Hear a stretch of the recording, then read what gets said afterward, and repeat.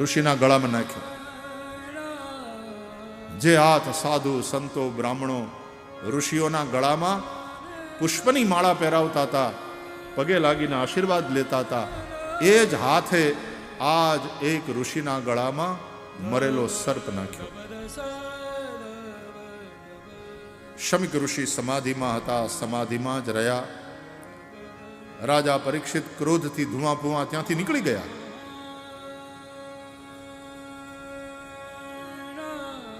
રાજધાનીમાં આવ્યા, રાજમહેલમાં પધાર્યા. મુકટામ થાકેલા પાકેલા પરીક્ષિત રાજાએ માથાથી હટાવ્યો અને મૂક્યો એક બાજુ. કળિયુગનો પ્રભાવ મગજ ઉપરથી હટ્યો અને રાજા પરીક્ષિતને ભાન થયું કે અરે રે રે રે, મેં આ શું કર્યું? મેં મારા કુળને કલંક લગાડ્યું.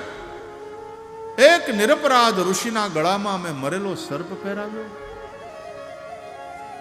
મેં નીચતા કરી, મારા કુળને કલંક લગાડ્યું.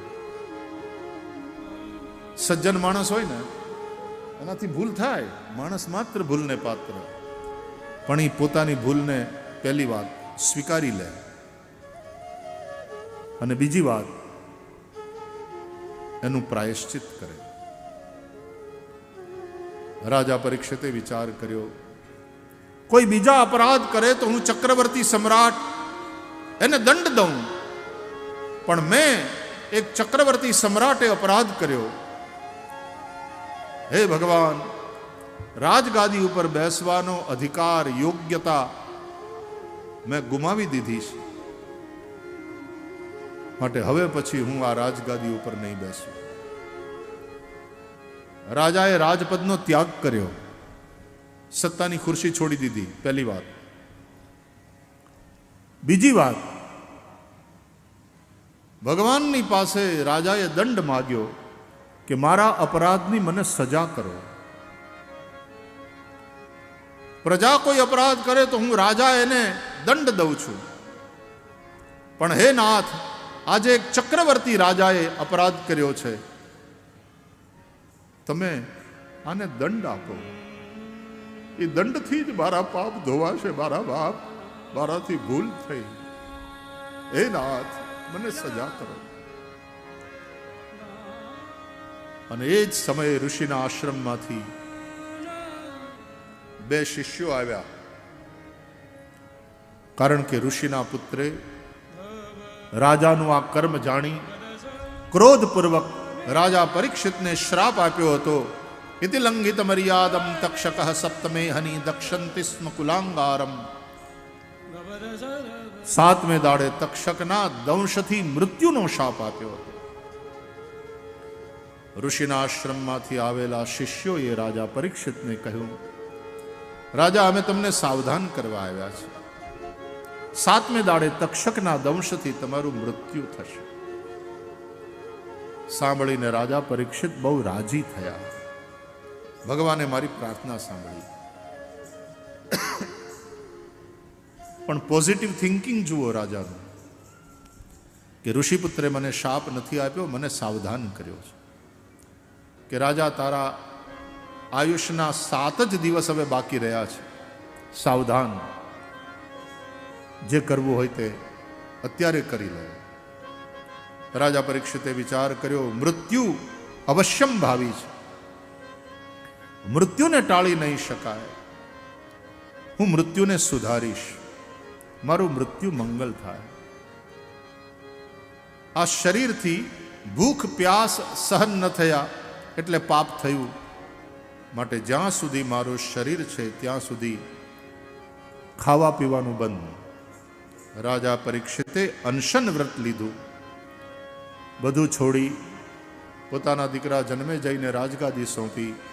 રાજા પરીક્ષિત ગંગાના કિનારે જઈને બેસી ગયા અને ત્યાં એ સમયે ભગવત ભક્ત રાજા પરીક્ષિતનું સદભાગ્ય સ્વયં ભગવાન સદગુરુ સુખદેવજીના રૂપમાં ત્યાં પ્રગટ થયા. બોલીએ શ્રી સુખદેવજી મહારાજ કી જય. સુખદેવજીના ચરણમાં પડ્યા રાજા પરીક્ષિત. કહ્યું, મહારાજ, મારી જીવન નૈયાને પાર લગાવો. જેનું મૃત્યુ સમીપ હોય એણે શું કરવું જોઈએ, માર્ગદર્શન કરો. પ્રત્યેક પ્રાણીએ પોતાના જીવનમાં શું કરવું જોઈએ જેથી કરીને એનું જીવન સુખી થાય, એનું કલ્યાણ થાય. મૃત્યુ સમીપ આવે ત્યારે શું કરે કે મૃત્યુ મંગલ થાય. આ બે પ્રશ્નના જવાબમાં શુકદેવજીએ કથા સંભળાવી. શુકદેવજી જેવા સમર્થ સદગુરુ જેને મળે ને એના જીવનમાં ભગવાનનું પ્રાગટ્ય થતા વાર ન લાગે. શુકદેવજીએ બીજા સ્કંધથી ઉપદેશનો પ્રારંભ કર્યો. બીજા સ્કંધમાં જ્ઞાન કથા કરી. બીજે શ્રી શુકદેવે જ્ઞાન કહ્યું ભારી. રાજા જ્ઞાનથી જ મુક્તિ શક્ય છે. ઋતે જ્ઞાનાન્ન મુક્તિ. અને જ્ઞાન માટે થઈને ધ્યાન, ચિત્તશુદ્ધિ અને મનન, આ ત્રણ વસ્તુ કરો. આ ભાગવતના બીજા સ્કંદમાં સમજાયું. ત્રીજો સ્કંદ સર્ગ લીલા, એમાં વિદુર અને મૈત્રેયના સંવાદ રૂપે કથા સંભળાવી. ત્રણ દાંપત્યની કથા કહી. કશ્યપ અને દિતિ. દિતિથી બે દૈત્ય પ્રગટ થયા, હિરણ્યાક્ષ, હિરણ્યકશિપુ. હિરણ્યાક્ષનો ઉદ્ધાર ભગવાન વરાહે કર્યો. હિરણ્યાક્ષ, હિરણ્યકશિપુ આદિ દૈત્ય છે. બીજું દાંપત્ય તે મહારાજ મનુ અને શત્રુપાનું. મનુ શત્રુપાથી 3 કન્યા અને બે પુત્ર થયા. 3 કન્યા એ આકુતિ, દેવહૂતિ અને પ્રસૂતિ. 2 પુત્ર પ્રિયવ્રત અને ઉત્તાનપાદ. દેવહૂતિનું લગ્ન કરદમ ઋષિ સાથે થયું. કરદમ ઋષિથી દેવહૂતિને 9 કન્યાઓ પ્રગટ થઈ અને પછી સાક્ષાત ભગવાન કપિલ પુત્ર રૂપે પ્રગટ થયા. એ સાંખ્ય શાસ્ત્રના આચાર્ય છે. માં દેવહૂતિને નિમિત્ત બનાવી સંસારને સાંખ્ય યોગનું દર્શન કરાવ્યું. ચોથા સ્કંદમાં વિદુર મૈત્રેયના સંવાદમાં વિસર્ગ લીલામાં 4 પ્રકરણ, એમાં ધર્મ પ્રકરણમાં દક્ષયજ્ઞની કથા સંભળાવી. દક્ષયજ્ઞની કથા અને અત્રિ અનસૂયાને ત્યાં ત્રિદેવો બાળક બનીને આવ્યા. એ કથા દ્વારા ભાગવતકારે બ્રહ્મા, વિષ્ણુ, મહેશ ત્રિદેવોની એકતા બતાવી. પછી અર્થ પ્રકરણમાં ધ્રુવજીનું ચરિત્ર સંભળાવ્યું. 5 વર્ષની ઉંમરે રાજકુમાર ધ્રુવને દેવર્ષિ નારદ જેવા સદગુરુની કૃપાથી ભગવાનના દર્શન થયા મધુવનમાં. પછી ત્રીજું કામ પ્રકરણ, એના 11 અધ્યાય. એમાં પૃથુ ચરિત્ર છે. જુઓ, રાજ્ય વ્યવસ્થા કેવી હોવી જોઈએ, રાજા કેવો હોવો જોઈએ, રાજાના કર્તવ્ય શું, શાસન વ્યવસ્થા ધર્મ સાપેક્ષ હોવી જોઈએ કે ધર્મ નિરપેક્ષ, આ બધી વાતોની ચર્ચા પૃથુ ચરિત્રમાં છે. પછી ચોથું મોક્ષ પ્રકરણ, એના 8 અધ્યાય. એમાં પ્રાચીન બરહી અને નારદજીનો સંવાદ છે. પુરંજનની કથા છે. 5મો સ્કંદ એ પરમહંસોની કથા છે. નિવૃત્તિ માર્ગનું કથન છે. 2 પરમહંસ, એક જ્ઞાની પરમહંસ ઋષભદેવ ભગવાન. જૈનોમાં એ પ્રથમ તીર્થંકર ગણાયા. એનું બીજું નામ આદિનાથ. જ્ઞાની પરમહંસ છે. બીજા ભક્ત પરમહંસ એ શ્રી જડભરતજી મહારાજ. એમણે રાજા રહુગણને ભવાટવીનો ઉપદેશ કર્યો. ભૂગોળ ખગોળનું વર્ણન કર્યું 5મા સ્કંદમાં. અંતે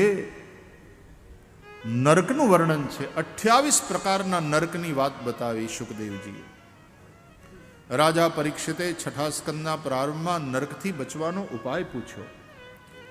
અને શુકદેવજીએ 3 પ્રકરણ, નામ પ્રકરણ, ધ્યાન પ્રકરણ અને અર્ચન પ્રકરણ. નામ પ્રકરણ 3 અધ્યાયનું, એમાં અજામિલની કથા કહી. ધ્યાન પ્રકરણ 11 અધ્યાયનું, એમાં દેવો દાનવોના સંઘર્ષની કથા.